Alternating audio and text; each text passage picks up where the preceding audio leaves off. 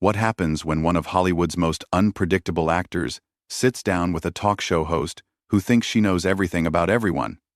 You're about to witness one of the most uncomfortable television moments ever recorded, where professional courtesy goes out the window and true personalities emerge.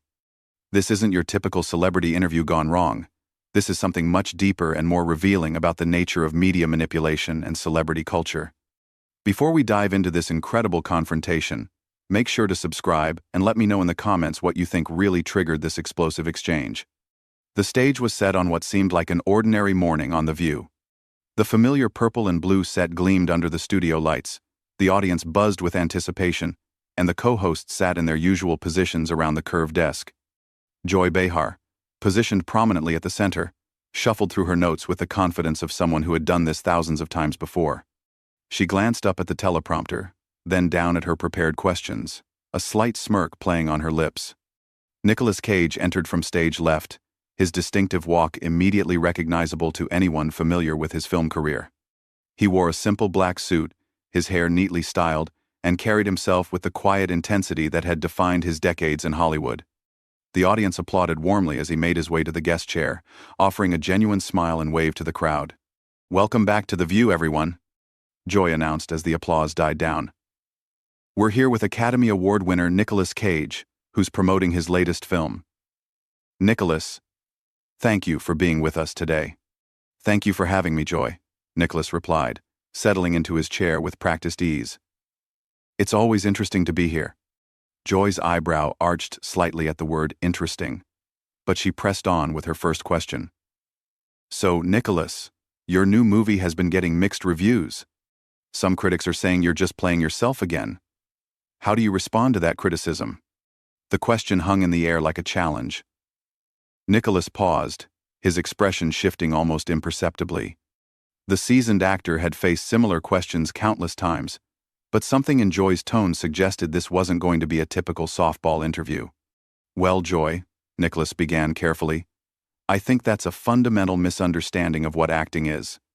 Every performance I give is a conscious choice, a deliberate interpretation of the character as written. If people see similarities between my roles, perhaps that's because I bring honesty and authenticity to each character, not because I'm lazy or playing myself." Joy leaned forward slightly, her journalist instincts sensing an opportunity. "But Nicolas, let's be honest here. Your performances over the last decade have been, shall we say, very similar.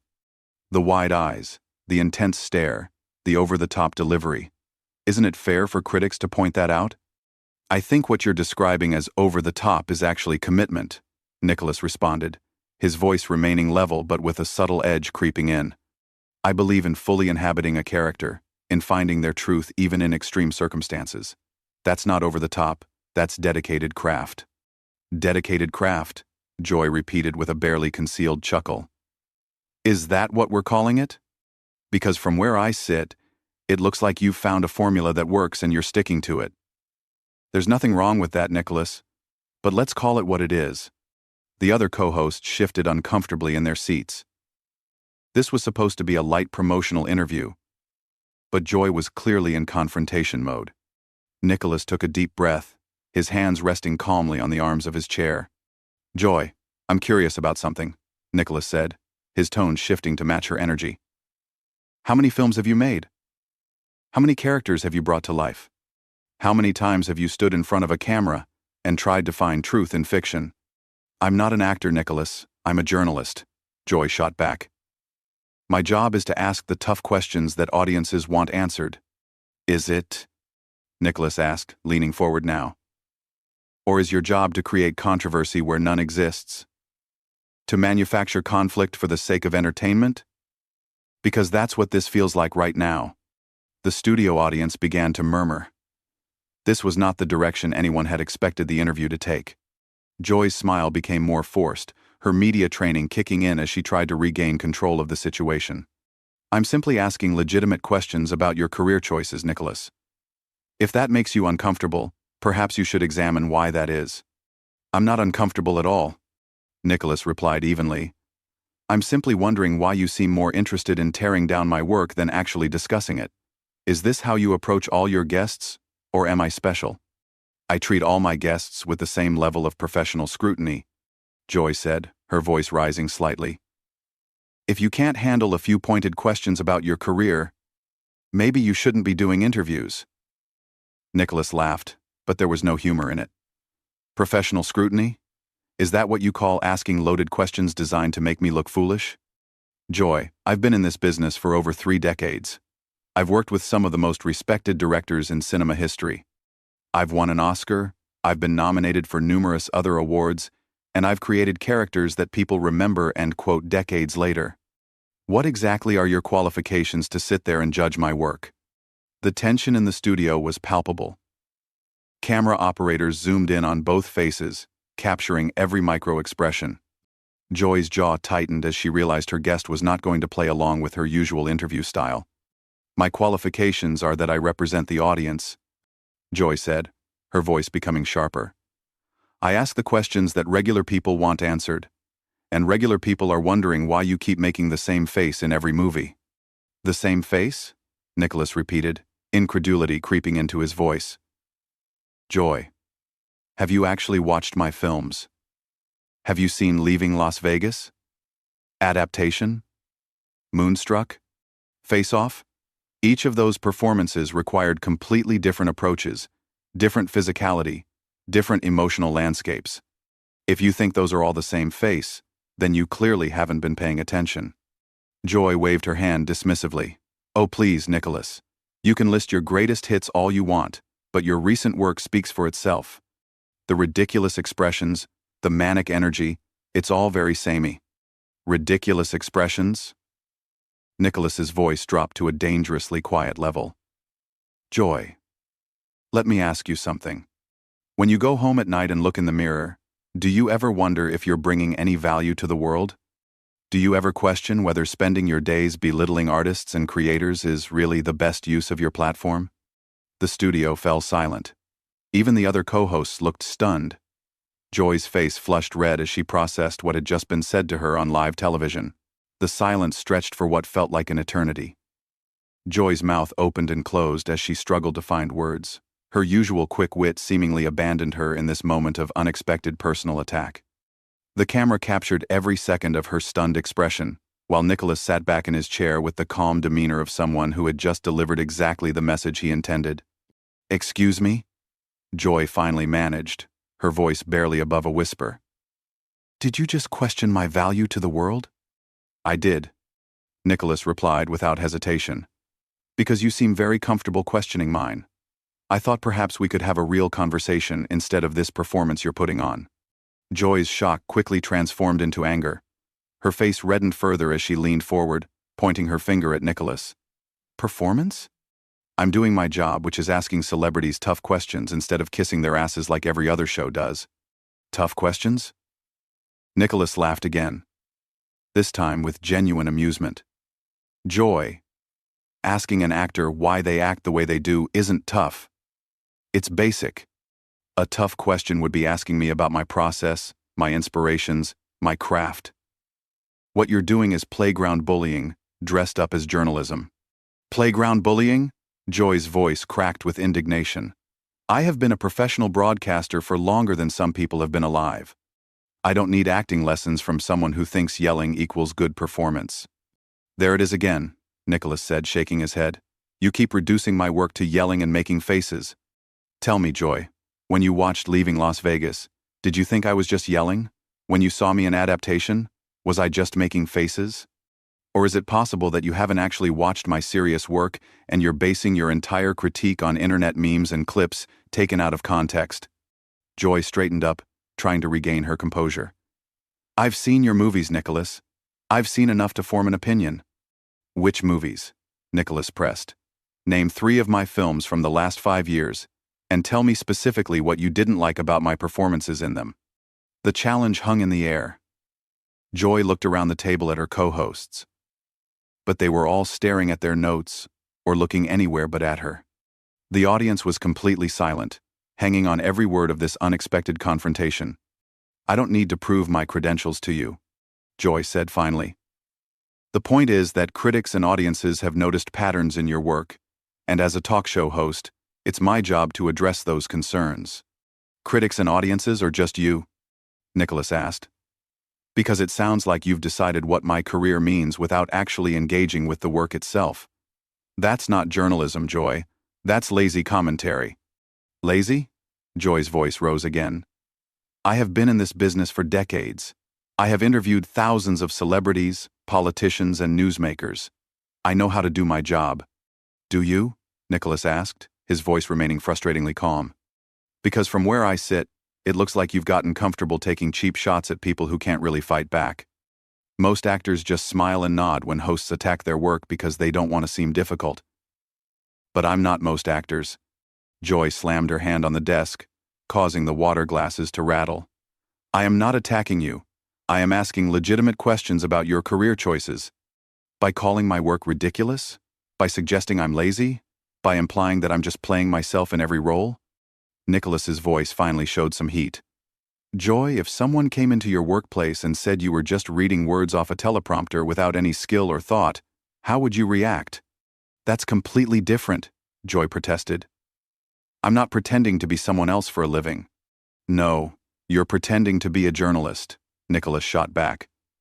But what you're actually doing is entertainment masquerading as news. At least I'm honest about what I do. The other co-hosts looked like they wanted to disappear into their chairs. One of them cleared her throat and tried to interject. Maybe we should move on to talking about Nicholas's new film. No, Joy said firmly, not taking her eyes off Nicholas. I want to finish this conversation. Nicholas, you seem to think you're above criticism. I'm absolutely not above criticism, Nicholas replied. I welcome intelligent, thoughtful criticism.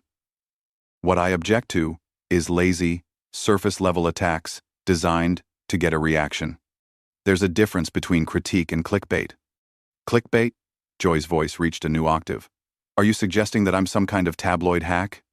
I'm suggesting that this conversation reveals more about your approach to journalism than it does about my approach to acting, Nicholas said.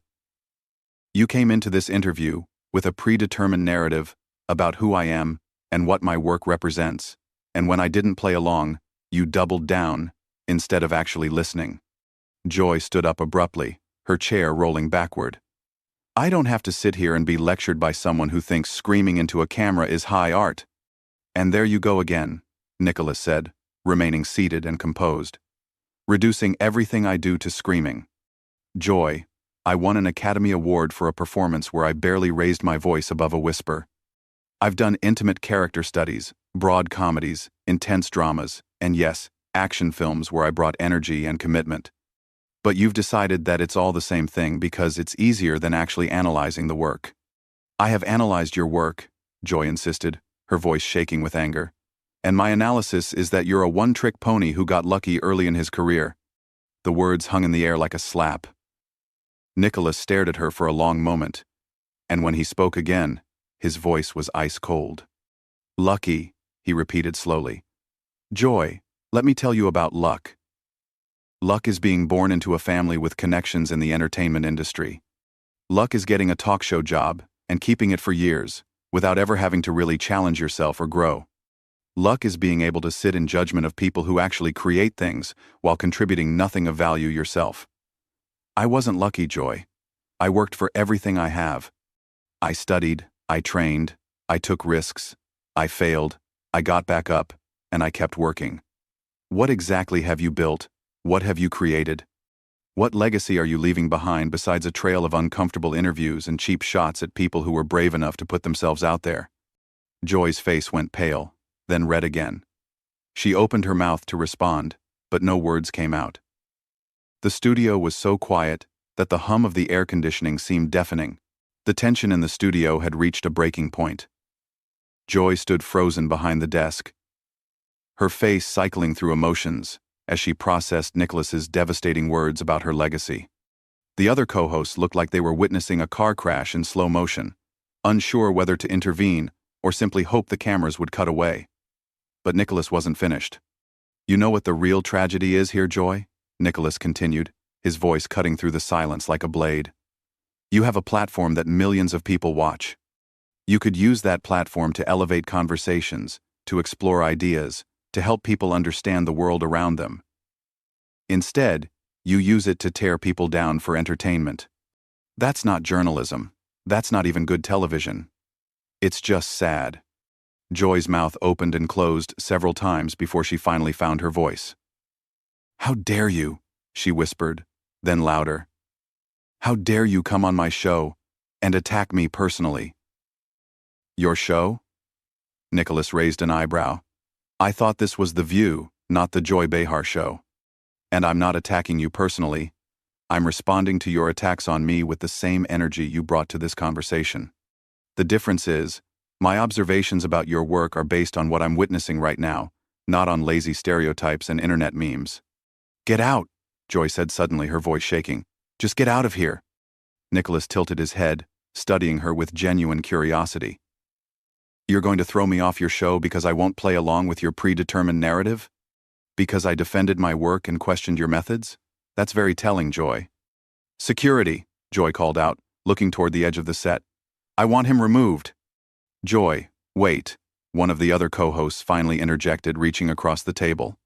"Let's all just take a breath here." "No," Joy snapped, turning on her colleague. "I'm not going to sit here and be disrespected by some has-been actor who thinks he's better than everyone else." "Has-been?" Nicholas laughed, but this time there was real amusement in it. "Joy, I'm currently starring in a major motion picture that's #1 at the box office. I have 3 more films coming out this year. I'm working with A-list directors and acclaimed writers. Meanwhile, you're sitting behind a desk on daytime television, picking fights with your guests. Which one of us sounds like the has-been?" Joy's face contorted with rage. "I have been a respected voice in media for longer than you've been relevant. I interview world leaders, politicians, newsmakers." "You interview people who need something from you," Nicholas corrected. "Politicians who want votes, authors who want to sell books, actors who want to promote movies. But the moment someone pushes back against your narrative, you can't handle it. You call security instead of engaging with the conversation. That's not the behavior of a confident journalist, Joy. That's the behavior of someone who's never had their ideas actually challenged." "I don't need my ideas challenged by you," Joy shot back. "You're just an actor. You pretend to be other people for money. I deal with real issues, real problems in the real world." "Real issues?" Nicholas stood up now, matching her energy. "Joy, you just spent 10 minutes attacking my career based on surface-level observations and refused to engage when I tried to have an actual discussion about craft and artistry. If this is how you handle real issues, no wonder the world is in the state it's in." "Don't you dare lecture me about the state of the world," Joy seethed. "You live in a Hollywood bubble, completely disconnected from reality. And you live in a media bubble, completely disconnected from the people you claim to represent," Nicholas fired back. "At least I'm honest about what I do. I create entertainment, I tell stories, I try to bring characters to life in ways that might move people or make them think. You pretend to be a voice for the common person while sitting in judgment of everyone who walks through that door." Joy looked around desperately, realizing that security wasn't coming, and her co-hosts were just watching this unfold. "This interview is over," she announced. "Cut to commercial." "Joy," Nicholas said, his voice suddenly gentle. "This could have been a great conversation. I came here prepared to talk about my work, my process, my passion for storytelling. I would have loved to discuss the challenges of bringing complex characters to life, or the evolution of cinema, or what it means to dedicate your life to an art form. Instead, you chose to make this about tearing me down. Why? What do you gain from that?" For a moment, Joy's anger seemed to falter. She looked genuinely confused by the question. That's not. I was just doing my job." "Was it, though?" Nicholas asked. "Or were you performing? Were you putting on a show for your audience, trying to create a viral moment at my expense? Because that's what this feels like. It feels like you decided before I even sat down that this was going to be a confrontation, and you were going to be the one who put the arrogant movie star in his place." "I don't need to explain myself to you," Joy said, but her voice lacked its earlier conviction. "You don't," Nicholas agreed. "But maybe you should explain it to yourself. Maybe you should ask why your first instinct when interviewing an artist is to diminish their work instead of trying to understand it. Maybe you should wonder why you're more interested in creating conflict than fostering genuine conversation. Joy stared at him, and for a moment it seemed like she might actually engage with what he was saying. But then her media training kicked back in, and her expression hardened again. "This is my show," she said firmly, "and I decide how interviews go here. If you don't like my questions, there's the door." Nicholas nodded slowly, as if this response told him everything he needed to know. "There it is," he said quietly. "When challenged to think differently, when asked to examine your own behavior, you fall back on authority and control. You can't defend your approach, so you assert your power instead." He began to remove his microphone. "You know what, Joy? You're right. This is your show. And this conversation is a perfect example of what your show represents. Thank you for making that so clear." As Nicholas stood and walked toward the exit, Joy called after him, "Don't expect to be invited back." He paused at the edge of the set and turned back to her. "Joy, after this conversation, I wouldn't come back if you begged me. But I hope someday you'll watch this back and ask yourself what you could have learned today instead of what you could have won." The studio remained silent as Nicholas disappeared into the wings. Joy stood behind the desk, breathing heavily, looking around at her co-hosts and the audience as if seeing them for the first time. The cameras kept rolling, capturing every second of her realization that she had just had one of the most uncomfortable exchanges in daytime television history. And that's how one of Hollywood's most unconventional actors managed to completely dismantle a seasoned talk show host using nothing but honest questions and unflinching observations. What started as Joy's attempt to score easy points against a celebrity guest ended with her being exposed as someone more interested in performance than genuine discourse. The real question isn't whether Nicolas Cage was right or wrong in his approach, but whether Joy Behar learned anything from having her methods so thoroughly challenged. What do you think? Did Joy deserve the treatment she received, or did Nicholas go too far? Let me know in the comments below. And don't forget to subscribe for more incredible celebrity confrontations and behind-the-scenes drama.